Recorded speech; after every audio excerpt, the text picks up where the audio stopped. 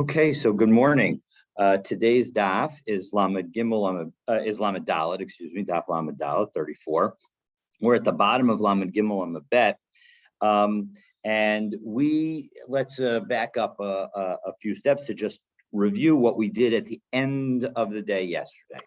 So at the end of the day yesterday, we offered the third explanation for an apparent conflict between our Mishnah and a Mishnah in Makos. The Mishnah, our Mishnah references the fact that if a man violates a Nara, a girl who's between the age of 12 and 12 and a half, that he has to pay a fine. In Makot, it references the fact that he would need to be lashed. So how do we have these two apparently different penalties coexist? So answer number one, Ula's answer was one is talking about the Nara in our Mishnah, and the Mishnah over there is talking about an older girl, a Bogeres, and as a result, that isn't the punishment. There is no fine for that, and so as a result, that's the distinction. Then Rabbi Yochanan said, no, I don't like that answer. Because the basis for that answer is based on a certain pasuk, and I need that pasuk, that tachas sherino, that pasuk, I need that for another purpose. And so as a result, my answer is going to be that one is talking about where they did get a warning, and so as a result, when the man gets a warning, he doesn't only get he gets lashes and the penalty. Whereas in our Mishnah, he had not been warned, and so the only result is a financial penalty, because a financial penalty does not require warnings. Okay, and now yesterday at the end of the day, we answered answer number three, which is Reish Lakish saying that actually you do have both. If you want to turn back one page in the art scroll, the answer is that one can pay and receive lashes for the same crime. And then it's Rebbe Meir who says that that's in fact the case. And we then try to show that Rebbe Meir says, so then we had a question, because what about the next Mishnah, which says that the person who violates their daughter does not pay a fine? So if, in fact, you can get both a penalty and lashes at the same time, both penalty and lashes at the same time, well, then certainly you should also be able to get the death penalty or whatever penalty, and the penalty, whatever the crime dictates, and pay a fine at the same time. But it seems like he doesn't say that. And we have this other Mishnah that talked about somebody who stole and slaughtered an ox on Shabbos, and that in fact, Rebbe Meir says he is both. It seems like Rebbe Meir is saying that he both pays the penalty and he is subject to the death penalty. And so, so he pays financially and he's subject to the death penalty. And so we then said, no, we're talking about a story with an agent. And so as a result, he himself was never subject to the death penalty. He's only subject to the penalty. And the question is why, how did we have the fact, how could it be that the agent would do the shechting, and now, even though the agent did the shechting, the person who did the stealing is responsible. We have this principle of ein shliach ledvar aveira, and we gave three different biblical wording, extra words that were suggested as to why it would be a potential obligation, even if done through another person. The first one was a connection between selling and slaughtering. Selling, you need a buyer, and so as a result, that requires another person. So too, slaughtering can be done through another person. And then we had another teaching that focused on the word "o," that we didn't need to have that word "or" in there. We could have used a single letter "vav," to indicate or, but the fact that it specifically wrote out the whole word, so that's an indication of some teaching something extra, and we'll use that to include the slaughter or sale through an agent.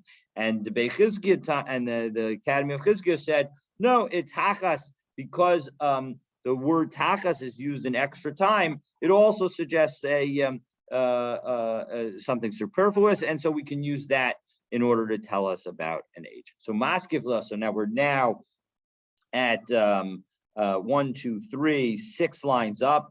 Third word from the end of the line. Maskivla marzutra. So marzutra is going to have an objection because miika midi the ilu avad ihu lo mechayev va'avad shliach umechayev. How can it be that there's something that a person could do himself and not be liable, and a shliach could do it and he is liable? Because of course, according to all of these answers, right? According to the answer that it was that this brisa that talks about stealing a sheep and slaughtering it on Shabbos and saying that you're obligated for 4 and 5 times. If we say that only applies when you use an agent to do the slaughtering, because the agent is subject to the death penalty, and so as a result, you can get subject to the 4 or 5 times penalty. So, but that implies that if you were to do it yourself, you would only be subject to the death penalty and not subject to the penalty of 4 or 5 times.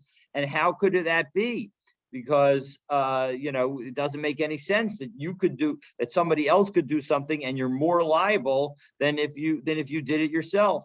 So lav mishum de lo mechayev. So of course the Gemara's answer on some ways is a very a logical answer, is that the principle of kumle de rabamine, the fact that you were only going to be subject to the death penalty doesn't mean that you weren't liable to the other penalty. It's just we only apply one. It's not because it's not because he's not liable, but it's rather because he's only subject to the greater penalty. So that was question number 1. Now we ask question number 2. So if we say that Rabbi Meir's that brisa in connection with the slaughtering is talking about slaughtering through another person, my type maihu durabanan de patre. Well, 1 second. What is the basis for the rabbis who say that the person is pater? Remember, the person was pater, right? It says the v'chachamim potrin. So the Chachamim say that he's pater.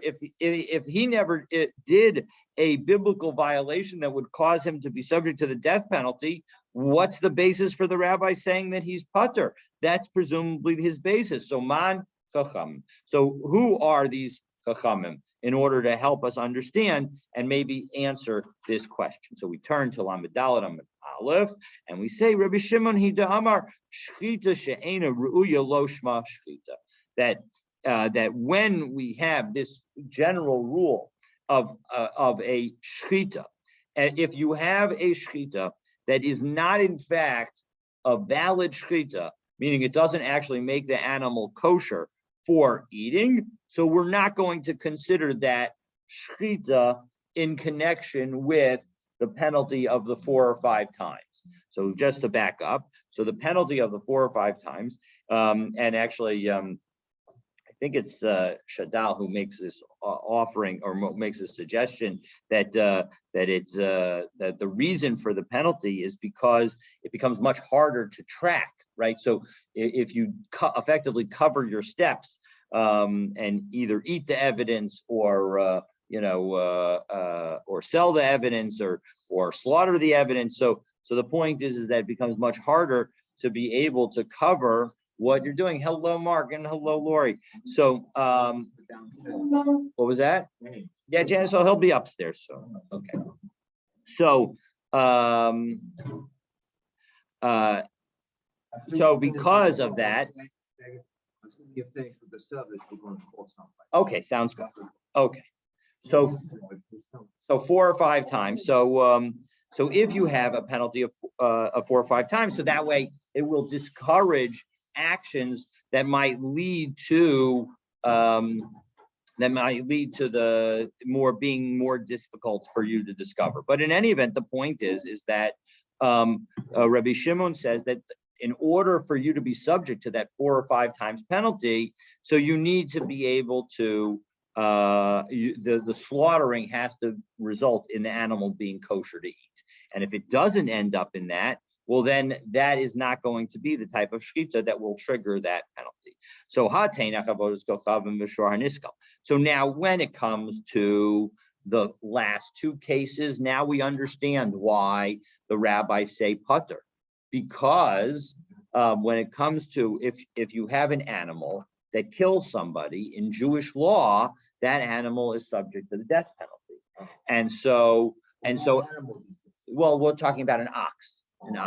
All right. And so as a result, that ox that's subject to the death penalty is considered as if it's already stoned and just dead already. And so as a result, you can't actually use it for any purpose. You're not allowed to benefit from it. And similarly, if you have an item that is used for idol worship, it also is not able to be used for any purposes. And so therefore, those 2, it makes total sense that the shechita would not result in something that the person could eat, because this shechita is not a valid shechita, because the animal itself, even before it was slaughtered, was not able to be benefited from. So ela shechita Shabbos shechita ru'uyahi. But on Shabbos, when you slaughter an animal, that slaughter is considered kosher. Ditnan, because we have a Mishnah. Hashochet b'Shabbos. This Mishnah is from Kulin. Hashochet b'Shabbos u'v'Yom Kippurim. That if one slaughters an animal on either Shabbos or Yom Kippur, even though the person is liable to the death penalty, either on Shabbos directly or on Yom Kippur from heaven.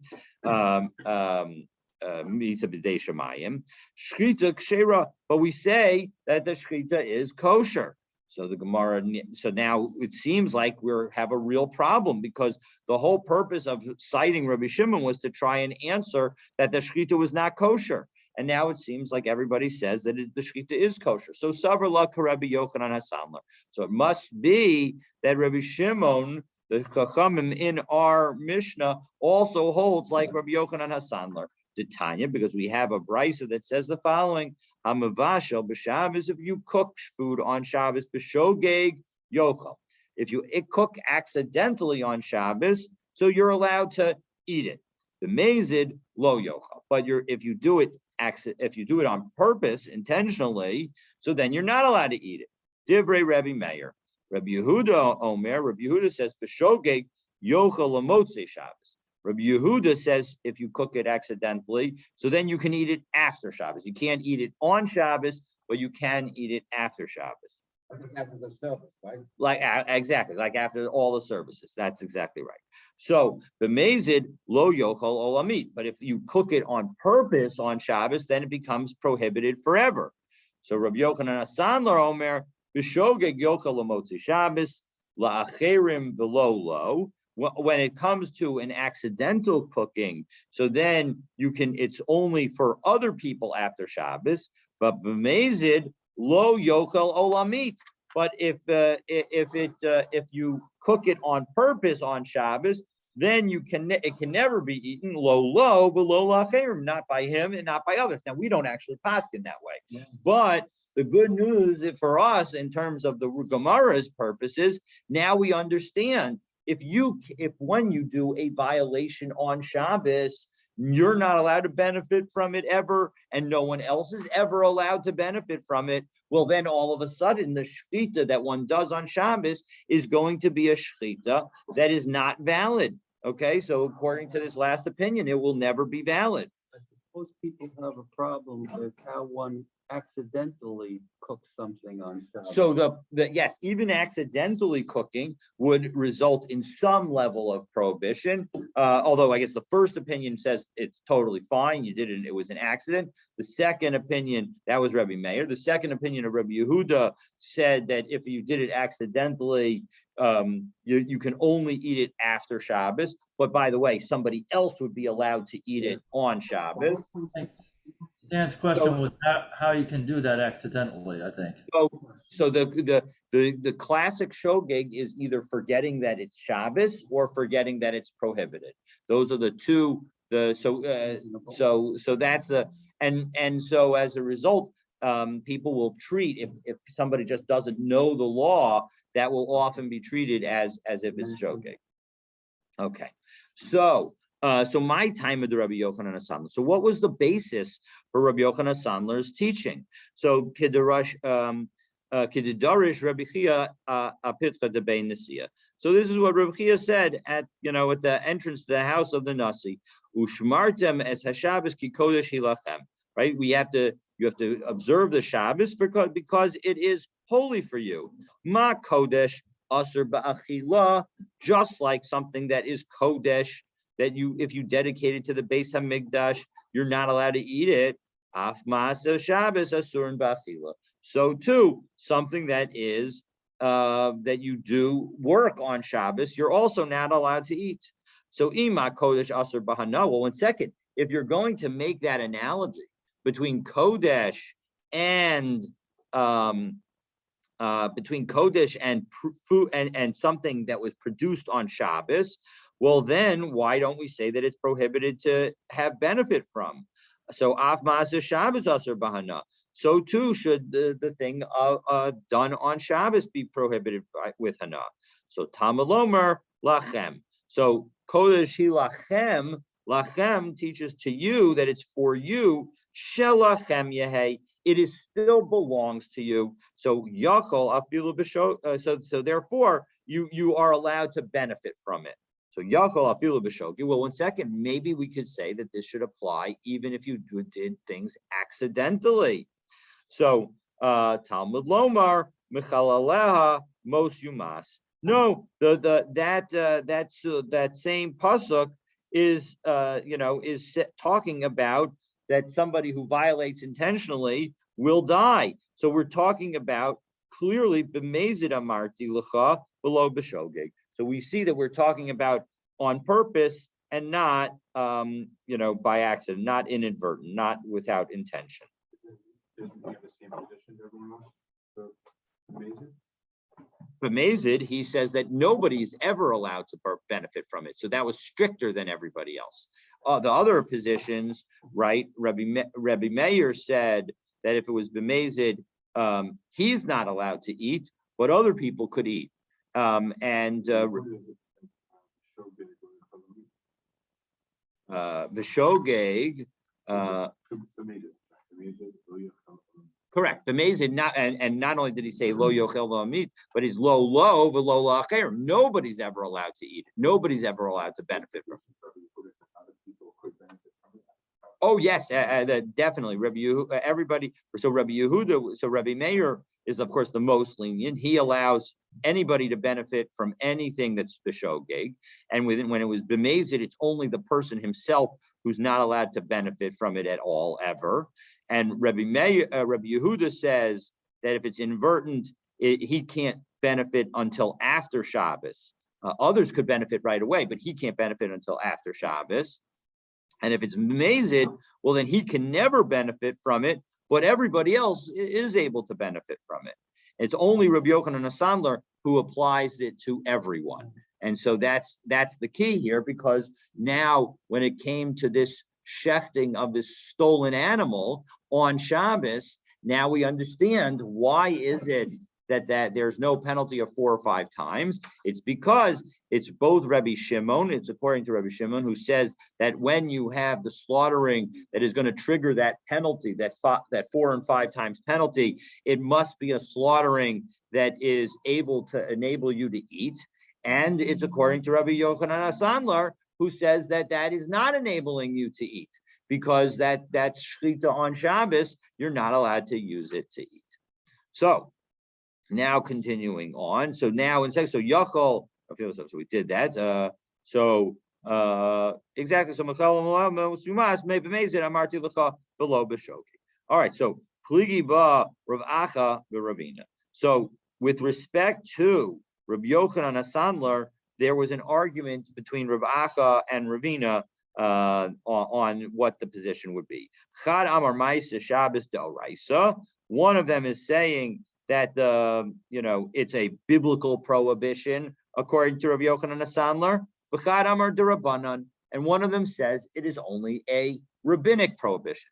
Now, why is that important to us? Because if it's a biblical prohibition, well, then everything works out. But if it's a rabbinic prohibition, how could the rabbinic prohibition eliminate the 4 and 5 times penalty? That's the problem. What is the it? The it is a shechted animal. On Shabbos, the animal that was shechted on Shabbos. The prohibition of Rabbi Yochanan HaSandlar. When Rabbi Yochanan HaSandlar on Shabbat, did you violate a rabbinic or a biblical prohibition? That's the question. When you do work on Shabbos, and now we say that work you're not allowed to benefit from it, according to Rabbi Yochanan HaSandlar. Not you, not anybody. Right. Is that prohibition of benefiting from it biblical or rabbinic? I see. You did something, you violated malacha, right? You violated a malacha. You violated a biblical malacha, 100%. That's what we're talking about. Violated a biblical malacha.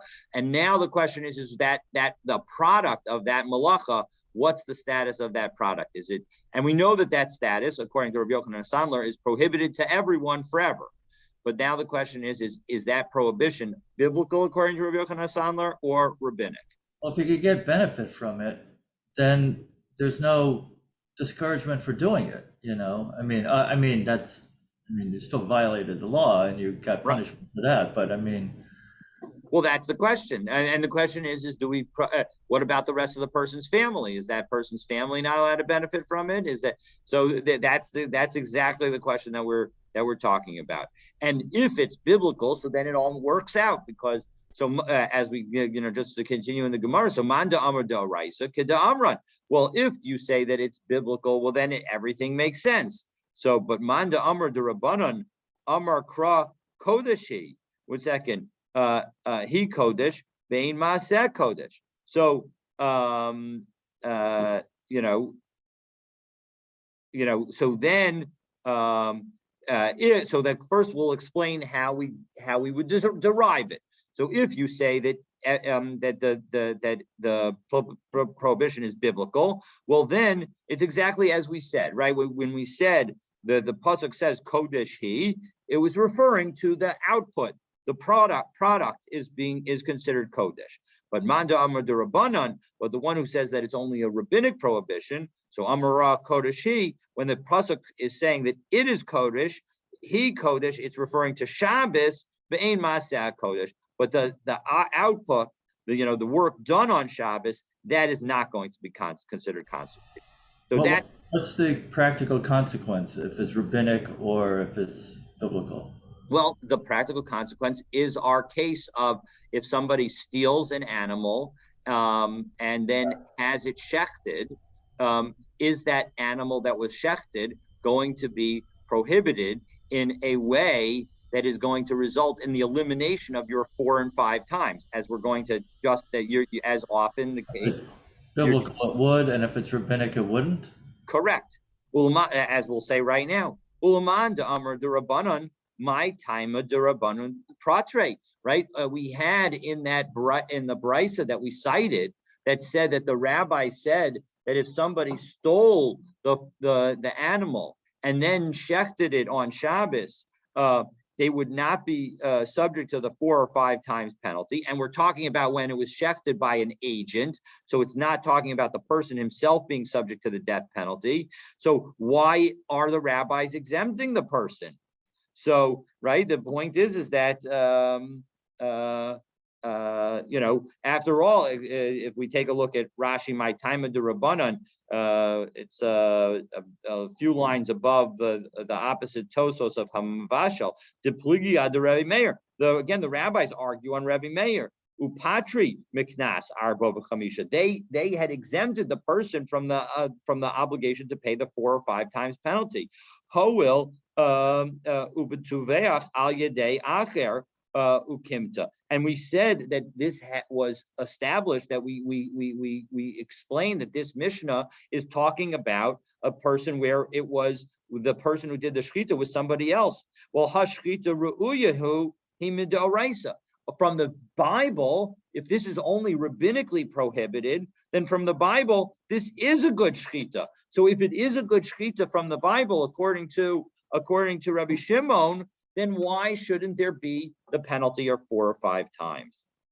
So the Gemara answers, so ki kapatri rabbanan ashara. So when it says, so now we're going to say that when the rabbi said pater, so when the rabbi said pater in the brisa, again, the brisa said v'chachamim podrin, right? It was 3 different cases. One was stealing and slaughtering a sheep on Shabbos. One was stealing and slaughtering a sheep for idol worship, and one was stealing and slaughtering a sheep or an ox that had been condemned to be stoned because it killed somebody. So when we say that the Chachamim are potrin, we're not talking about all 3 cases. We're only talking about the 2 cases where we know it's usher, meaning we know it's usher when there's avodah zarah involved, and we know that it's usher when the ox is one that is subject to the death penalty, because in both those situations, that ox is not, you're not allowed to benefit from it. And so as a result, those are the situations where we say that the person's not subject to the 4 or 5 times. And according to this understanding, according to the opinion that says that when Rabbi Yochanan Hassanler would say that the prohibition of the benefiting from the work that we do on Shabbos is rabbinic. So according to that opinion, they would say that in that brisa, the rabbis are only referring to the last 2 cases, the Shora Niskal and the Avodah Zarah case. Okay, so now we're at the, okay, so now Toveach la'avodas kochav. So now we go back to the brisa and we ask about the situation where the person is slaughtering the idol, slaughtering the animal that he stole for idol worship purposes. And so the question is, why, according to Rebbe Meir, is he subject to the 4 or 5 time penalty? Kaven deshachos bapurcha, because once you do, so let's back up and just note the following. If I steal grain from you, and then I actually crush it and make it into flour, so then effectively by my changing of the object, I have taken possession of it, and it has effectively become mine. And so as a result, that action effectively means that I am no longer that the grain, anything I do to that is now not being done to your object, it's now being done to my object. And so the issue that we're going to now ask is, once we do an act that changes the animal, once I begin the process of cutting the shechita, so then that in and of itself will cause the animal to be, I'm sorry, this is not actually about changing possession at the moment. That's going to be something that I think we're going to cover in a moment. But let's back up and we'll do it again. So if I do an action for an idol worship purpose, then as soon as I begin to do that action with whatever it is that I'm using for the idol worship, so then that item will become prohibited. And so the question is once I begin the process of shechting this animal for the purposes of idol worship, well, then the animal will be forbidden. And so as a result, he should agree with the opinion of the rabbis that says that it should be pater. And so that's the question that we're going to ask now. So toveach la'avodas kochavim, if you slaughter it for idol worship, kaven deshachas beipor. So once you did a little bit of a cut, it becomes a forbidden object. So ki katava. And so when he then finishes the slaughtering, lav demare katava. He's not slaughtering the animal that belongs to the owner. And it's what he is slaughtering is prohibited with hana. And so as a result, shouldn't that result in not being subject to the 4 or 5 times penalty? So Amarava ba'omer begmar zvicha huota. So the Rava makes a very simple answer to the question, which is to say that the intention of when the person is slaughtering it is not that as I'm slaughtering this animal for avodah zarah, but the animal is going to be for avodah zarah as soon as I finish the slaughtering. And so as a result, the animal doesn't become an idolatrous sacrifice until exactly the moment that he is also subject to the 4 and 5 times penalty. And so that's why he's actually going to be subject to the 4 or 5 times penalty, as opposed to if he slaughtered the animal in a usual way for an idol worship, then as soon as he began to slaughter it, it would not belong to it would be prohibited in Hana, and as a result, it's no longer belonging to the owner, the original owner, and so as a result, it's considered as if it doesn't, as if it's not, as if it is, not his, and so as a result, because it doesn't belong to the original owner, so then it is not subject to the 4 and 5 times penalty. So shor haniskal lavdi dehu de katavach. Well, 1 second, that prohibition that we were just talking about, that prohibition exists from the very beginning with respect to the shor haniskal. That it already doesn't belong. It's as if it already doesn't belong to the owner. So Amarabba hachabamayaskin. So Rabba is going to now offer a further clarification of the case. Kagon shemasru l'shomer. So what happened? I gave my animal to a watcher. So a watcher is going to watch over my animal. And v'hizik b'vei shomer v'nigbar dinei b'vei shomer. So while it was being watched, that animal went and killed somebody.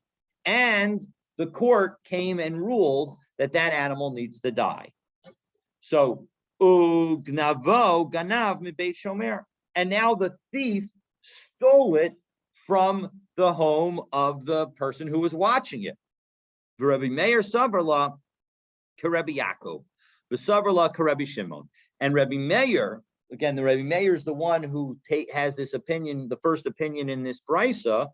So he thinks like both Rabbi Yaakov and Rabbi Shimon. So what do Rabbi Yaakov and Rabbi Shimon say? So tell us now. Savarla Rabbi Yaakov. So he thinks like Rabbi Yaakov the Amar Af Mishin Nigmar Dino Hechaziro Shomer Leva'alav Muchsar.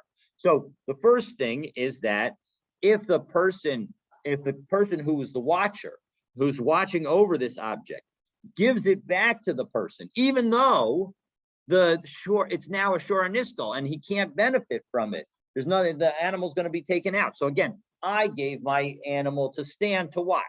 And while it was under Stan's watching, it goes and kills John Doe. And so the court says that the animal is going to get killed. And now Stan comes and says, Dave, here's take it back. That is a full-fledged return, and you don't owe me anything. Okay. Does the ox get stoned? Oh, the ox still gets stoned. Absolutely. Yeah, exactly. When the court rules that it's a shor aniskal, shouldn't they take possession of it? And why does the owner still have the ox if it's condemned? Right? I mean, it should be in the court's. Yes, that's a good question. I don't have a great answer for why it's not in the possession of the court. Well, the Stan's going to win in this case. The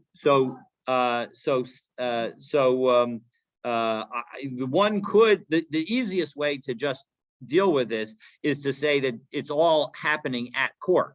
So Stan gives me a call and says, Dave, come to court, pick up your cow, pick up your ox, and your goring ox, and I have to come to court. And essentially, I'm not actually going to take it home. because as you highlight. Slaughtered for food? No, it's not allowed to benefit from this ox at all. That's exactly right. It's a boring ox. That's exactly right. Exactly. So that's what? Yeah, the ox is going to have to die. Absolutely. So all right. So that was the opinion. That's how Rabbi Meir holds like Rabbi Yaakov. The Savar like Rabbi Shimon, and he holds like Rabbi Shimon. The Amar Davar Hagorim Lamamon Kimamon Dami. So now the point is that I gave you the ox to watch. Right. Now, if in fact, even though this ox is now a Shor Nisko, but now when Billy the Kid comes and steals the ox from you, Right. you actually, because you are maybe you're watching it for me, and stolen from you, and I'm paying you to watch. So as a result, you are obligated to me for the stolen thing. And so as a result, even though so the stealing of the ox is like you stole money from you, because now you become. But if you gave me the ox to watch and didn't pay me to watch it, right? So and then it's stolen from me. Then I don't think you. Then I don't know. Different set of circumstances. Okay. So the thief stole something worthless. yes, true, but the obligation is the question. It's not about what the item is worth. It is what is Stan's obligation to me. And so even that's exactly the point. Rabbi Meir Rabbi Shimon disagrees with other opinions. Other opinions would say that is not considered a real theft, because what was stolen was essentially worthless. Family would pay back what? He would pay me back the original value that Stan's going to owe me the original value, right? Because the question is on his watch, something happened that reduced its value to zero. So on some level, Stan's obligated to me. But Stan could just say, here's your ox. It's your ox. It's the same ox. And so as a result, if he gave it to me while it was alive before it gets killed by the court, then he's fully returned it to me. We're not talking about the value of the ox. We're talking about the ox itself. If he returns the ox itself, he's fine. He's fine. If he loses the ox itself, then he's liable to me, even though now the ox is worth nothing. Paying me to watch it. I'm not talking about the worth. Correct, exactly. There are two. I mean, both are relevant, but the key is that when I gave it to him, it was worth something. And so now he can give it back to me even when it's not worth anything, but he can't not give me back nothing. That's otherwise he becomes obligated. So that was all explanation number one of how we're understanding this brisa that talked about the machlokas between Rabbi Meir and the rabbis. Remember, Rabbi Meir says you are subject to the 4 and 5 times penalty, and the rabbis say, no, you're not subject to the 4 or 5 times penalty. And we explained that according to this first answer, Rabbi Meir is talking about an agent doing the slaughtering, not you doing the slaughtering yourself. And we had to explain how every opinion could fit in to that. And as a result, the reason that we had this question is that our next Mishnah is going to say that if one violates their daughter, they're not liable for a penalty. They're not liable for a financial penalty. But here we have that they are liable for death and a financial penalty, it seems like. So we had to explain that's the distinction. That's the question that we're trying to understand. Who pays to whom? 4 and 5. So the kid would pay Stanley? No, that's a good question. No, we would pay to me because I'm the owner of the ox. You get paid 5 for the ox and plus 6 to Stanley? I would almost certainly have to pay Stanley back for collect because I can't double collect. But I'm pretty sure that I would have to pay him back. But we'll get, looking forward to Nezikin when we get to all of those details. All right. So Rabba Amar. This is part 2, exactly. So Rabba Amar la'olam b'toveach al yedei atzmo. Really, that brisa that talked about all the different cases of slaughtering stealing and slaughtering the animal for idolatry, stealing and slaughtering the ox that shor haniskal, stealing and slaughtering an animal on Shabbos. All three of those cases, we're talking about the thief himself stole the animal. Meir loka umashalim islay meis umashalim leislay. And the answer is that Rabbi Meir will generally say that when you that you can pay and receive lashes for the same crime, but you cannot pay and get the death penalty for the same crime. V'shani hani. And what's the difference in this case? Why over here do you get both the death penalty for slaughtering the animal on Shabbos and the or for idol worship, and you have to pay the fee? The chidush hu shechidsha Torah b'knas, because there's a special rule when the Torah gives a penalty. It's clear that the 4 and 5 times is a penalty. It is not any kind of compensation. So afagaf demikdal mishalim, that in that situation, even though the guy is going to get killed, he's going to also pay the fine. V'azda Rabba l'tamei, and Rabba goes according to his reasoning. To Amar Rabba, as we turn to, again, we just turned to Lamadal and Amabet. Haya gedi ganav lo utvacho b'Shabbos. If you had a goat stolen before Shabbos and it was slaughtered on Shabbos, chayiv. You're chayiv for the 4 and 5 times penalty. Shekvar nischayiv b'geneva kodem shiyavu l'day Easter Shabbos, because the 4 and 5 times penalty came before the violation of Shabbos. Gana v'tavach b'Shabbos pater. If you sell it, if you stole it and slaughter it on Shabbos, then you're pater. Shim ein geneva ein tvicha ein v'nchira. Because if there's no liability for the theft itself, so then there's not going to be any liability for the sale. V'amar Rabba haya gedi ganav lo utvacho b'machteres. If and so so again, the reason is that the stealing and the slaughtering, the stealing in and of itself happens before the slaughtering, and the stealing is on Shabbos.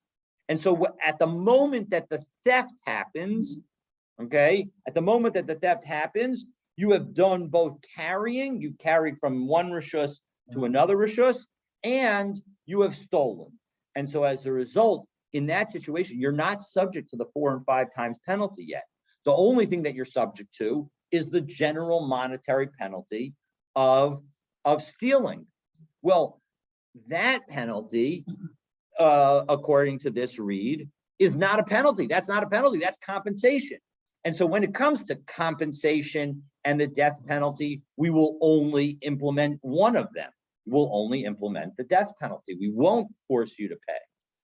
But when, if the theft happens before Shabbos, so that the thing that is causing you to be subject to the death penalty is also the thing that is causing you to be subject to the 4 and 5 times kanas, the fee, a levy, a penalty. So then we're going to subject you to both. Okay. So again, the point is that what's the death penalty aspect of this? What did you do to earn the death penalty? Carrying on Shabbos? You can't slaughter an animal on Shabbos. That's the death penalty? Yes, and you can't carry from one possession to another possession on Shabbos. So if you stole it on Shabbos, so then your stealing is the first act that subjects you to the death penalty. And as a result, that act also would subject you to a monetary compensation. And we don't put on you both monetary compensation and the death penalty. Stealing is not a malacha. Stealing ordinarily is not a malacha, but if you we're assuming that you picked it up and you carried it away. Okay. So it becomes figure out how to do that without carrying. You know, if you could steal without carrying, then you would pay the fee because you're not subject to the death penalty. Until you slaughter the animal, exactly. Right. And then you pay the fee because when you slaughter the animal, you're subject to both the death penalty and the monetary penalty. Right. And when we have a knas, So then, according to Rebbe Meir, we can give you both the kanas and the. What if he sold the animal? He didn't slaughter it. If he didn't slaughter it, so then But he sold it. You can't. that's not selling is not a subject to the death penalty. So as a result, Right. you would be subject to the 4 and 5 times. 4 and 5, right? Okay. Okay, so now Amar Rabba, and Rabba has a second statement. Haya gedi ganav lo utvacho b'machteres. If you had a goat that you stole, and he slaughters it at the moment that he's tunneling in Right. to try and steal from somebody else, so chayiv. So then he's chayiv. Now again, there's an important rule here that if somebody tries to come into your home by tunneling in, then at that moment you're allowed to, in Jewish law, you're allowed to defend your home and even take the life of the person who's trying to tunnel in secretly. And so as a result, we effectively treat that person, even though they're not chayiv misa from the court, we'll treat that person as if they're chayiv misa with respect to anything that they do at that moment. So as a result, if at the moment that he's tunneling in, he slaughters the animal, so then again, he's subject to the death penalty, not by a court, but by the person defending his home. And he's making himself at that same moment subject to the 4 and 5 times penalty. So as a result, he's going to be chayiv. Shekvar nischayev b'geneva kodem sheyavu l'dei iser, because he was already chayiv for the monetary compensation before he came to the iser b'achtaret, but before he became to the prohibition of sneaking into somebody's home. But ganav v'tavach b'machtaret pater. But if the moment of stealing happens at the same time that he's tunneling in, then he would be exempt. Shim ein geneva ein tvicha vein mechira. Because if there's no liability for the theft itself, well, then there will be no liability for the slaughter or the sale. Utzricha. And we need to tell us both these laws. De'iyash me'inan Shabbos, because if I only tell you the law about Shabbos, mishum de'isur isur olam, because that is a prohibition that the death penalty applies, period, forever, meaning that the person becomes permanently subject to the death penalty. Aval machteres de'isur shahu, but when it comes to tunneling, that person is only temporarily allowed to be killed. So amalo, I might have thought that it wouldn't apply.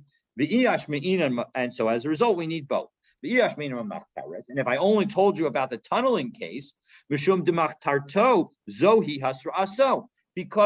the fact that the person is tunneling, that serves effectively as a warning to the person that he knows. About Shabbos, Shabbos requires a third party to give hasra. There is no warning necessary to defend yourself against the person who's coming in, tunneling in. They should know. But when it comes to Shabbos, in order to impose a death penalty, you need hasra, you need a warning. So amalo. Friday, right, the Shabbos? Yes, exactly. On Friday night, it becomes Shabbos. So tzricha. So therefore, we need to have both rulings. Amar of Papa, Haisa para genuva lo utvacha b'Shabbos. If you had a cow stolen before Shabbos, and then he slaughtered it on Shabbos, chayiv. Shekvar nischayev b'geneva kodem sheyavu l'dei iser Shabbos. So again, this same ruling. Haisa para she'ula lo utvacho b'Shabbos. Now, what happens if the guy had borrowed the cow and then he went ahead and shechted it? Well, then pater. Then he is exempt. So again, the key is he stole the cow before Shabbos and slaughters it on Shabbos. He's chayiv for the 4 and 5 times penalty, because again, Rav Papa, consistent with Rabbi Meir, is saying that you can be subject to a penalty and death at the same time, but you can't be subject to the initial liability. And so as a result, if you borrow the cow, so then you would be pater. So the Gemara asks, I'm related. Wouldn't be stealing as soon as the tax was passed? Yes, we're going to talk about that exactly. So Amrle Rav Acha Breda Rav Rav Ashi Rav Papa Para Asala Ashmeinan. Are you really just telling us the difference between the first case of a para and the second? What are you telling us here? So Amrle Rav Papa She'ula Asala Ashmeinan. Yeah, he's really telling us about the borrowed cow case, the second case that he talked about.